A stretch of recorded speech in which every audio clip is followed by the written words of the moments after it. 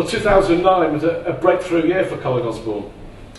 It was, at the beginning of the year, Stu, I was playing really well. You know, I was getting to the latter stage of competitions and then I went a bit cold through the summer.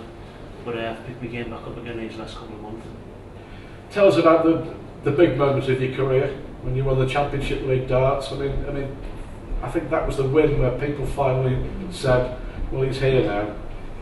He belongs, if you like, in the top echelon. It's right. I mean, getting to the final in Bolton in June, you know, and then the next couple of majors after that, I went out first round. But to actually play in the Champions League and obviously beating Phil in the final, you know, it was a great achievement for myself, and obviously, and then it made people stand up and take note.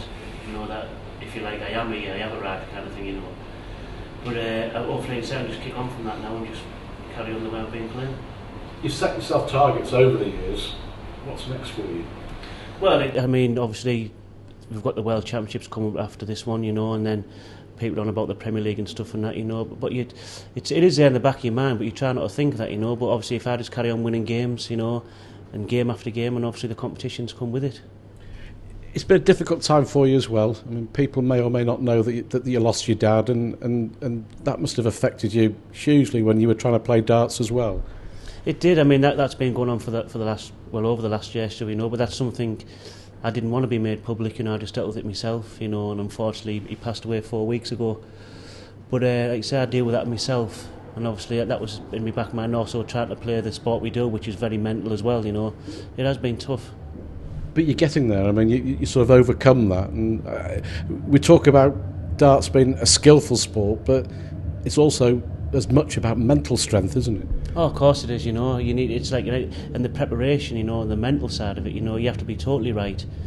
You know, because the slightest doubt in your mind, you know, and whether it's missing doubles or anything, you know, you have to be totally focused. And with all the stuff that's been going on, you know, over the last year or so, you know, but I've seemed to be dealing with it okay.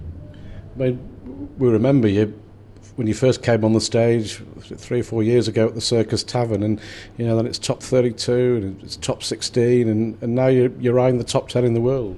That's right. I say it's just little goals all along the way, you know, to break in the top 50, top 32, 16. Obviously, I'm 11th now. Obviously, the next goal is to get in the top 10, and then hopefully, you know, get in the Premier League, competing there, and just hopefully just keep on going. You know, top 5, top 3, and then why not number 1? I mean, you really believe that's possible in years to come? Oh, by all means, you know. And the thing is, my self-belief is second to none, you know. If I stand up there and play as well as I can, I can beat anybody. And I've been proving that lately. I mean, taking out Taylor at Crondon, you know, everybody was stunned by that because no one expected him to be beaten. But we go back to belief and mental fortitude. That's right. Like you say, my self-belief. Like you say, if I play as well as I know I can do, and I have been, I can beat anyone, you know. I mean, whether it's Phil or whether it's anybody. And like I say, I've been proving that, you know, and I've just got the belief, you know, if I go up there and turn up, you know, I'll take some beating. You've got to keep it going. As you say, you had those 3 TV tournament first round exits, and then it's all about getting the balance right, isn't it? And I guess preparing for the big tournaments. That's right, you know, and obviously coming off the back of Bolton, you know, it's all of a sudden everyone chucks expectation on you, and like I say, I've only been doing this 4.5 years, you know, and everything's still a learning curve, and it's learning to deal with situations like that, you know, and hopefully every time I go and I play in competitions, I'm getting stronger mentally.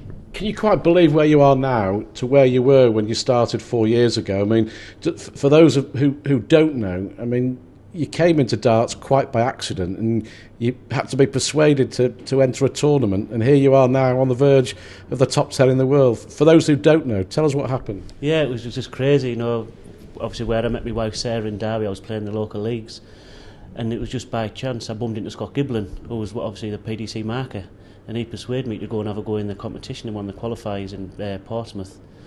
And that very first one, I just went down there, I didn't know what to expect, and I ended up getting to the last 8. You know, and it wasn't until I got back home after that weekend, and the same again, I thought, well, if I play as well as I know I can do, I can beat these guys.